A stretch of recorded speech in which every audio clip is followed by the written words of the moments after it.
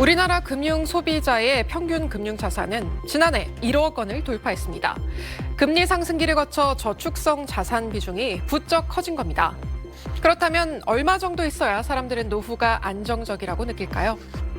하나금융연구소가 최근 3년간 금융소비자의 금융거래 변화를 추적하며 의견을 들어보니 국내 기혼가구를 기준으로 10가구 중 9가구가 노후를 준비하고 있지만 부족하다고 생각하거나 필요한 건 알지만 준비하지 못했다고 답했습니다.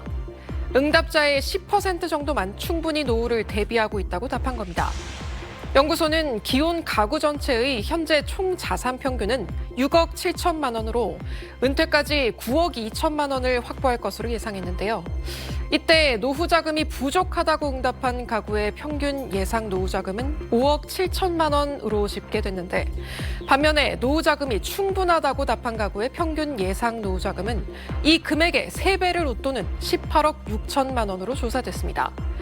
그러니까 노후에 가질 것으로 예상되는 자산이 평균 19억 원에 가까워야 노후 준비가 충분하다고 느낀다는 겁니다.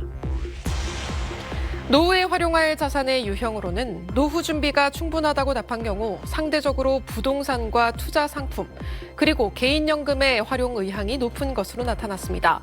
반대로 노후 준비가 부족하다고 응답한 사람들은 국민연금 의존도가 매우 높게 나타났고 그다음 직장퇴직연금, 주택연금 순이었습니다.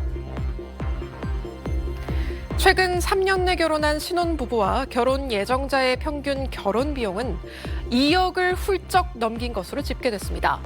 이미 결혼 비용을 지출한 이들은 평균 2억 600만 원 정도, 결혼 예정자들은 2억 2천만 원 정도 비용이 들 것으로 답하면서 연구소는 평균 결혼 비용이 해마다 1천만 원 정도 늘고 있는 것으로 분석했습니다.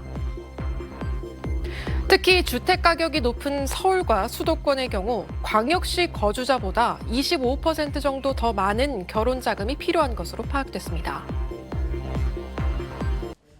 서울의 한 노인정을 찾아가 재산 상속을 어떻게 할 생각인지 물었습니다.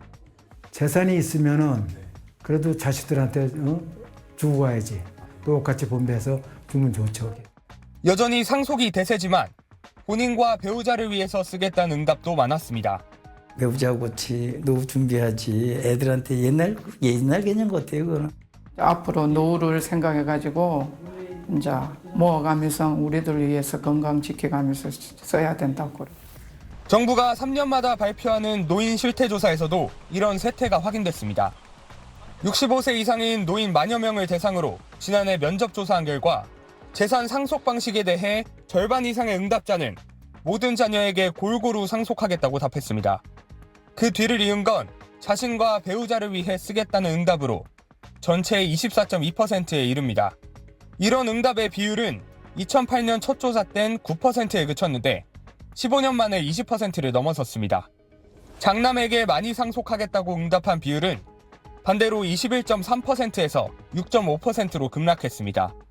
현재 65세에서 68세인 베이비 부머 세대가 전체 노인의 28%를 차지하는 점이 조사 결과에 영향을 미쳤다는 분석입니다. 상속보다는 길어진 노년기에 본인의 건강하고 활기찬 노년 또는 웰다잉을 추구하는 데 사용하겠다는 노인 비율이 점진적으로 증가하고 있다고. 조사 대상인 노인 스스로 노인이라고 생각하는 연령의 기준은 평균 71.6세로 지난 조사 때보다 1.1세 높아졌습니다. SBS 김지욱입니다.